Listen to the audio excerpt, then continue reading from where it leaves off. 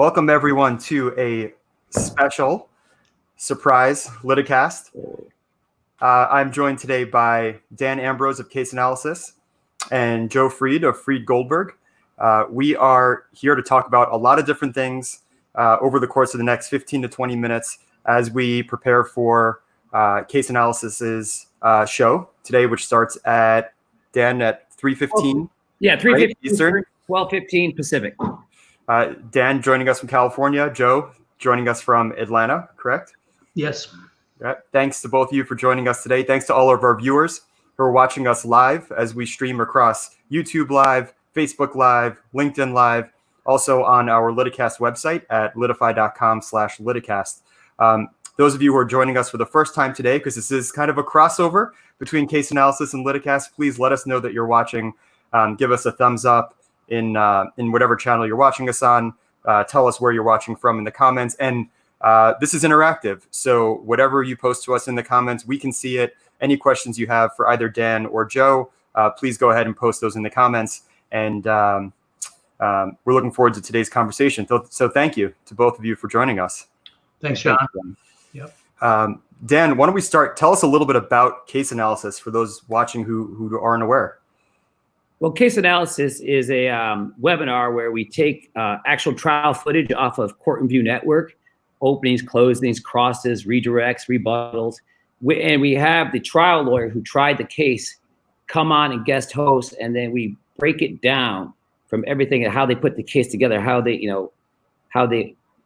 but basically break it down and how they presented that opening, the structure of it, their presentation skills, which demonstratives they used and why, if they had a consultant, how that consultant helped them, if they did focus groups, how they changed the story based upon the focus group feedback. And, like an hour of video is about a 3-hour program because we kind of dissect it. So it's all the whys. And then if there's something that trial lawyer could have done maybe better, or they kind of coach themselves, like, wow, I don't do that anymore. Like Keith Mitnick was on the other day. He's like, because it was a case from like 8 years ago. He's like, my hand's in my pocket and I'm doing, that'll never happen again. That's bad. Don't everybody do that. It's so, it's so kind. And so there's little things like that we all do that we can improve on. And so watching the people at the top of their game do it, I think it's very instructional. I kind of consider it to be like Neo in the Matrix. It's like virtual training. We can't train for real now, so it's like virtual training to get us sharper for the court when we come back. Yeah, when I first learned about it, you and I were talking about, I'm like, wow, that sounds like play-by-play. I'm like, do you have a telestrator? Right? And you're like, yeah. It's close. It's close to a telestrator. I got my little finger thing. I can move around and show different things that people are doing, and it's close to a telestrator, but it's sort of like that. Because like Brian Panish is on today, and he used to be a college football player. And he's like, man, this is like watching game film after the game. You got to sit there and watch this damn game film. He's like, I want to get in the game, but I'm like, got to practice, and look at your own performance in order to get better. For a lot of trial lawyers, that's hard to do. For most of these guys that are doing it with, this is the first time they ever watch themselves. Like I'm doing Mark Lanier on Monday. He's never watched the trial. He got $5 billion. You think if I got $5 billion, I got $5 million, I'd sit and watch that case again. The opening, if I could. That's what Joe does at home, watches himself on Court and View Network over and over. Actually, I hate watching myself. But there's one other piece, John, that Dan's not pointing out is you get the benefit of seeing the person who did the presentation. So you get to see what their thought process was. They get to self-critique it.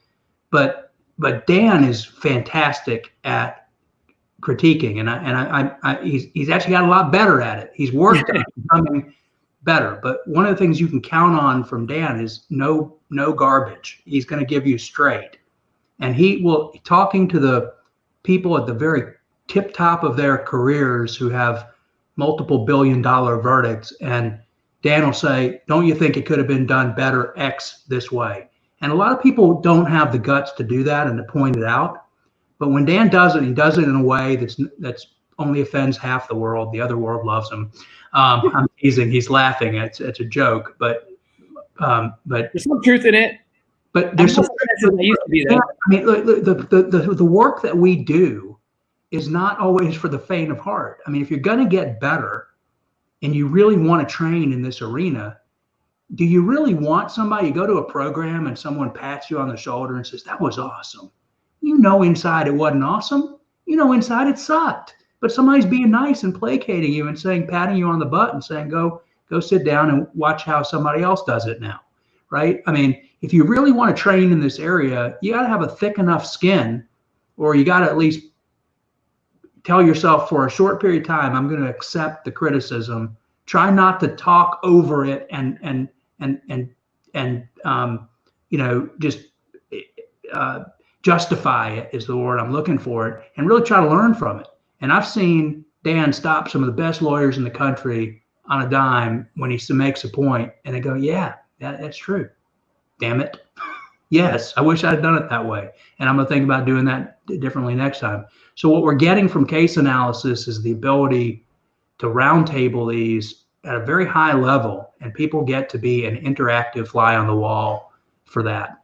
And before something like case analysis, that was only done in the private conference rooms of major players around the country.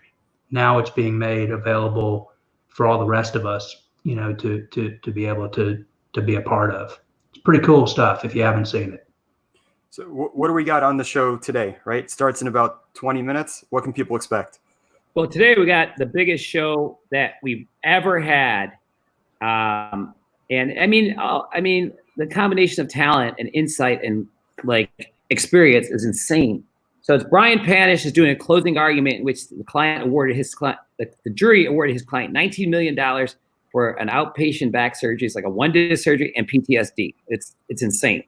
And they awarded, so he did the first, we're watching his half of the closing. Rex Paris did his half of the closing after Brian, and Rex will be done. His closing will be next Thursday. So Brian will be there. Joe, it's a trucking case. And everybody knows anything about trucking knows that nobody knows more about trucking than Joe Freed. When I told Rex Paris that Joe was coming on, he goes, he's a friend of mine. I'm like, I figured, who doesn't, Joe is Joe is the nicest, one of the nicest, kindest, best people I've ever met in my life. But he also knows more about trucking and everything about the trucking industry than anybody probably walking, on the face of the earth.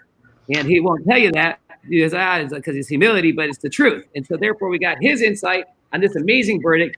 And then at the end, we got David Ball coming by at the end of the program with Sean Claggett to discuss with Brian Panish Nuclear Verdicts, this new book that came out by this guy named Tyson, who's a defense lawyer. He talks about how the defense does everything they can do to screw with the plaintiffs and how they coach their witnesses to confuse the jury and do all this BS that we see them doing, but to know that there's actually a playbook where they coach them is amazing. And then throughout the program, we're going to have some people stop by, like Rachel Lanier, Mark's daughter, because she's going to be on on Monday, and maybe like Matt Morgan and Keith Mitnick, because they're both buddies of Panish. So there's going to be some people stopping by too. So it's going to be like hanging out at like these awesome guys' house. And friends just keep popping by, and everybody gets a bird's eye view into. So if you got any dirt on Panish, just send it over to Dan, and we'll make sure that we make it public and live during the next couple of hours. Just joking, Brian. Don't come after me. Just joking. Very funny. Dan, when did this start? When did you start doing the case analysis broadcast? Oh, that's a great question. I just started. I used to do it live, like have the lawyer kind of reenact like their opening and closing and like a one-day thing. Mm-hmm. And people loved it, and it was great. And I learned a ton because I started doing this to teach myself because, I'm 52 and I just started doing civil stuff like 5 years ago, but I have a lot to learn. And so I said, how could I get these great lawyers to mentor me? Because, I'm not going to work at their firm, and I'm a little too old to start, to start learning like from the ground up. I don't want to start in the mailroom. I got to start like somewhere. I don't need to be in the executive suite. I need to be in a junior suite. Like I need to carry Joe's briefcase. I've offered to do that for 5 years. I think I'm almost up to the qualifications that Joe will let me carry the briefcase, and maybe if he needs water during trial, get me water. Bam, done. Just so I can watch it. But now I can save my trip to Atlanta because I can just sit, because all these great trials he's told me about. I'm like, I'm coming to watch. He didn't tell me. Yeah, you just sit home and watch on CBN. Hold on, I'm gonna get a briefcase for. Hold on, you can just go home and watch on CBN. So, there it is, man. You carried it. It was about a month ago, I started this virtual case analysis because, my friend Brad Eggenberg said to me, he said, Ambrose, this is when you could do something for your community. He's like, this is not the time to try to think about making money. Who cares about money? He's like, do something for your community. They'll remember you. I'm like, I don't know what to do. He's like, you'll figure it out. You're resourceful. And so I sat for about 4 days and then a buddy of mine who was over, where I was looking at one of Panish's closings, commenting on it, and he goes, "You should do a play-by-play and do a webinar on it." I'm like, "I'll try it. What the heck? I'd never even seen a webinar before." So I just popped a video in of a past presenter, and like 50, and I put an hour notice out on my list, and 50 people showed up. And then the next day, 150 people. And it's just been growing there. And like the trial lawyers have all, great trial lawyers. I cannot, like, trials you never heard of. And I've trained so many different styles, so many different structures, so many different presentation skills of these champion trial lawyers. And I'm just learning so much, and so are the people that are participating. I mean, I'm on what's called I'm on the COVID clock, because I got till this stuff ends to get all the knowledge I can and get all the training videos I can, because then my resource of tremendous trial lawyers, they're going to go back to work. They're not going to be stuck at home happy to see my face. That's for sure. Right, Joe? Joe's like, see more of your face in the last week than I see in the last 3 years. I'm looking forward to tearing down this green screen behind me and going back to the real world. Yeah. Yes. So, all right. I want to talk a little bit, Joe, about what I just learned about, which is your speed trial concept. Can you tell our audience a little bit about that? Sure. It's funny. It's been dubbed that by within this trial school community that's going on right now with Rich Newsom. I wouldn't have personally called it that, but some people took note of, over the last number of years, some of the cases that I've been doing them very, very fast. And so we'll get, 15, 16, 17 witnesses in a day and a half or 2 days worth of trial. And so, people have asked me to put a presentation together about it. And I first presented on it back at the TBI MedMal a year and a little bit ago out in California. And then since then, it's what people want me to be talking about. And so it's the idea is a little bit of a shift in paradigm, given the realities of sort of people's attention spans today, and the reality that we have limited court time, and the reality that as soon as you ask for anything more than a few days worth of trial time, you get kicked for longer and longer periods of time going down the road. So I got tired of just complaining about it and started to try to see if I could shorten these things. And it's at the sort of the infancy of what I hope becomes a movement that includes me and many other people, where we look for opportunities and develop some strategies, and then test those strategies to be able to put cases on a lot faster. And I now have probably about a dozen or so trials that have been done with increasing speed. And so there's some strategies that go into jury selection. There's some strategies that go into how to present your witnesses, both on direct and cross, and certain types of witnesses in a just paradigm shifting way. So instead of taking an hour and a half or 2 hours with a medical doctor, for instance, the medical doctor goes up in 20 to 25 minutes worth of time. And we feel, and with some experience now and a little bit of empirical data to back it up, that it's easier for juries to remember if you just zero in on the things they really need to know. So that's the short version of what it is. And then there's lots of parts and pieces that go into making a promise to the jury about being quick, and then trying the best you can to keep that promise as you're moving through the trial. Excellent. We only have a couple minutes left here before you guys have to jump over, and maybe our audience will jump over as well, to caseanalysis.com. Is it right? Is that Dan? Yeah, that's where they can find the schedule, and they can register for this program. We got Lanier coming up on Monday. Mark Lanier with his $5 billion verdict. I mean, we got a tremendous schedule for next week, which is all up. Well, part of it's up there. Still fine-tuning it all for next week.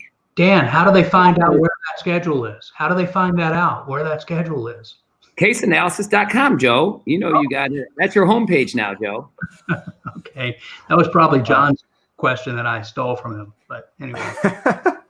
I think this is awesome. I think that we definitely should collaborate more often. We definitely have a crossover in audiences.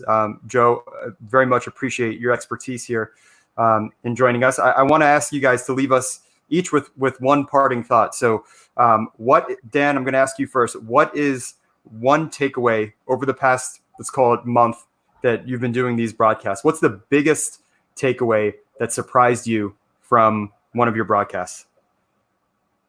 biggest takeaway that surprised me from one of my broadcasts.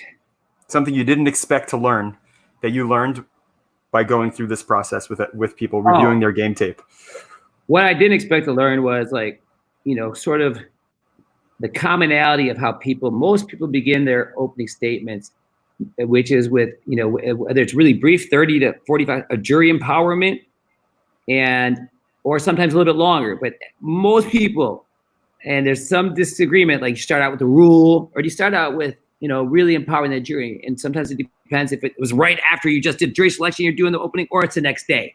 I think that has some variance, but so I've noticed that a lot. And it's, and how the speech, especially Keith Mitnick, how he did it with the jury thing. And then he said, may it please the court. So he gave the jury the honor first, letting them know they're even more important than the judge. I mean, that was just I was like, wow. And then he said, may it please the court. And he says, you may continue. It's like the court's blessing him just to this, we're sanctioning this closing argument. So I thought that was a fascinating thing. Yeah. Excellent. Joe? I think two quick comments. One is I've been really impressed. I was of the old school that thought that everything needed to be done live, that there was enough of a good reason to go fly across country for a 2-hour meeting, fly across country again for a 2-hour deposition, that I was doing that. And I've been on airplanes every week for the last probably 2 decades going someplace. I'm shocked at how effective we can be on video. And I'm looking and collaborating with people around the country now to figure out what the best practices are for us to be able to continue this, because I think there's going to be some lasting effects that come out on the back end. Last one 30-second comment is there's no better time in America to be a plaintiff's lawyer than right now, because we share, unlike anybody else, anybody on the other side or anywhere else, we share. You guys are doing it with your LitiCast stuff. Dan's doing it. We're doing it with our trucking organizations, where we are using this challenging time to better ourselves, to better our community. It's not only better our skill set, but the community that's being developed through web and through time. And plaintiffs lawyers are pretty awesome people. I mean, you get to know people across the country, and there's a reason we end up on our side. And I am super proud to do what I do. And I'm super proud of the people who are stepping to the plate. And I know that there's worry, but there's going to be a post-coronavirus time, and it's okay. We're going to be together, and we're going to make it happen. So that's my final parting comment. Yeah, and I got fun with things. The thing is the kindness and humility of all these most fantastic trial lawyers. I just used to watch them on CBN or hear about them and just kind of wow. And pass them at a conference, you say hi, and they don't know you. I mean, there's only so much time in the world, but you get to know these people, how awesome of human beings they are, that and all the people so many people tell me, God, I feel like I know that person now because they've been on. It's just the coolest thing of community. That's all too. Thanks so much, guys. Joe, I'll see you in a minute. Right now, in a minute. Thanks a lot. Bye-bye. All right. Thanks, guys. For those of you who want to join our virtual community, please head over to litify.com. Click on the LitiQuest section. You'll see we launched a Slack community recently. Feel free to join in, talk to your peers. We're talking about all things legal technology and law in general. So thanks, everybody, for watching today's special LitiCast. And if you want to catch Joe and Dan, head over to caseanalysis.com.